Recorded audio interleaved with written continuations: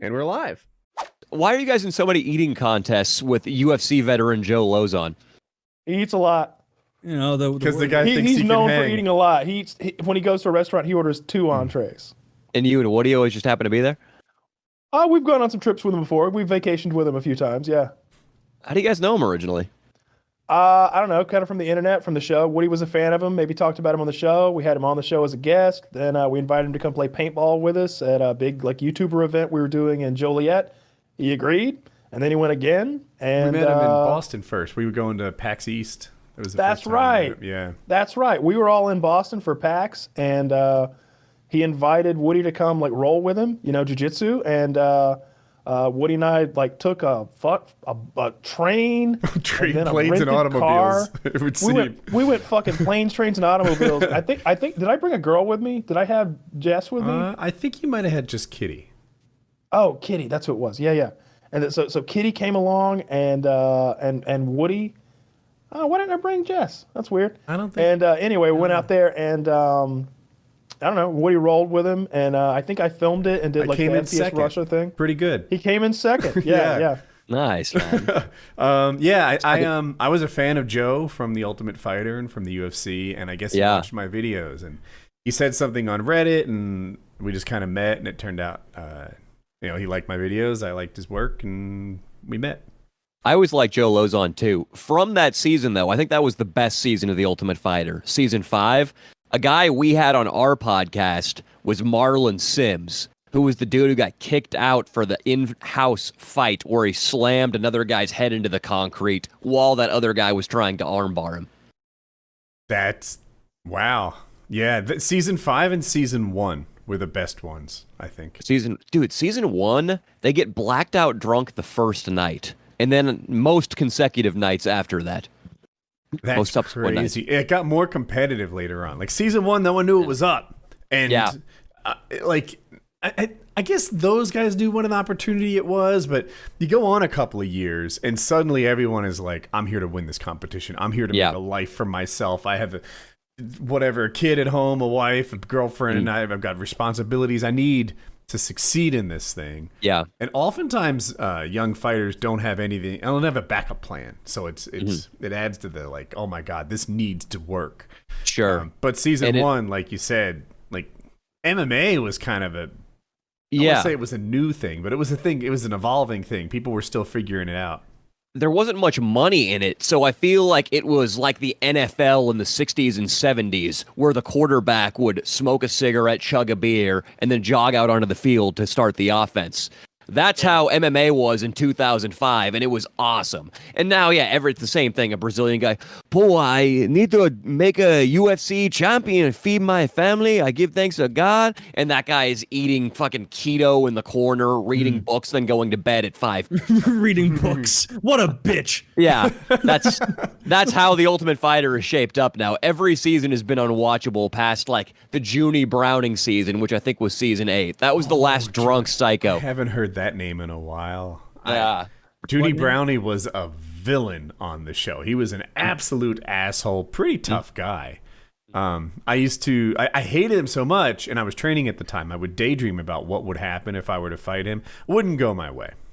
Junie Brown would kick my ass, but I did wish I could beat him. I hated that guy. He was totally hateable. Every move he made was hateable. Everyone on his team hated him. Everyone on the other team hated him. Yeah. He was It worked, though, because after he got off the show, he had created such a profile for himself. People hated him, but that meant they knew about him and they wanted to watch him. So I remember he was going to be the UFC Golden Boy. They put him in one of the primo slots for the Ultimate Fighter finale, and Mike Goldberg and Joe Rogan. The amazing transformation of this young man. He may be bound for UFC stardom. They wanted to turn him into this fucking, this phoenix rising from the ashes story, but then I'm pretty sure he got a DUI or beat the shit out of his girlfriend, and he was off the scene and in jail. You know who I liked, who made a profile for himself that wasn't a winner? Von Flue. Man, he invented the Von Flue choke, I presume. That's the only way I know. Yeah, that's the only reason I know him. I'm going to pull him up right now. I feel like he was from one of the early seasons of Ultimate Fighter. Am I wrong there? He was an early season guy. I forget. Jason there was Von Flue, I think. There was a favorite on that show And he had a torn ACL, so he wasn't the best version of himself. And Von Flu's matching up against him. And he's sitting on the back porch. He'd already won a match or two. So this guy, he was the underdog in every fight, and he somehow won. And he's like, tomorrow I got to go up against a black belt in jiu-jitsu. He's a mentor. The guy owns a gym. He's a total badass. He's maybe favored to win the show. And he's like, I got to figure out a way to beat him. And it was so heartfelt. It was so he's talking to the camera, but he's talking to himself. And it's like, I'm in a predicament here.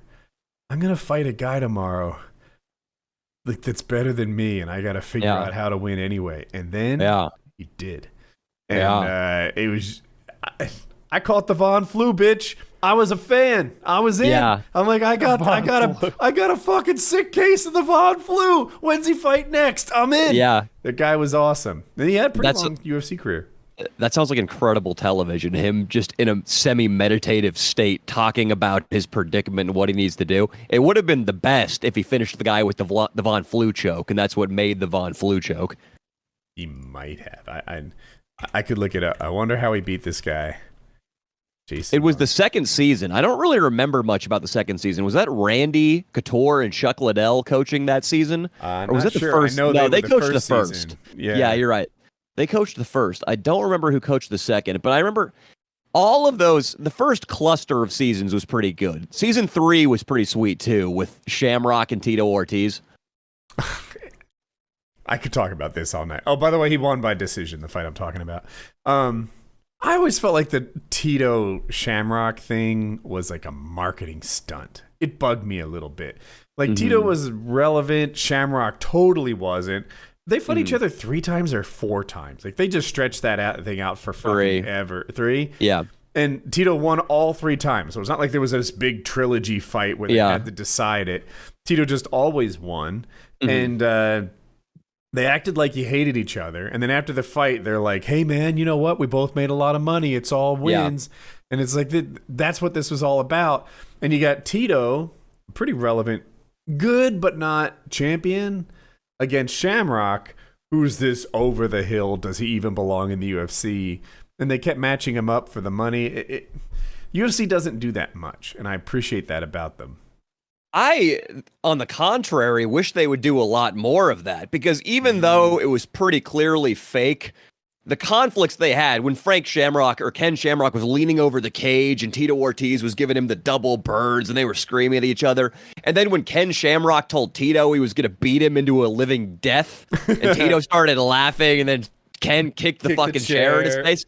That was still really good entertainment television. Ken Shamrock had incredible instincts on how to sell a fight. And you gotta give it to him, even if you know it's fake. I wish more fucking dudes from Brazil or Kazakhstan or wherever they're coming from today in the UFC would do shit like that.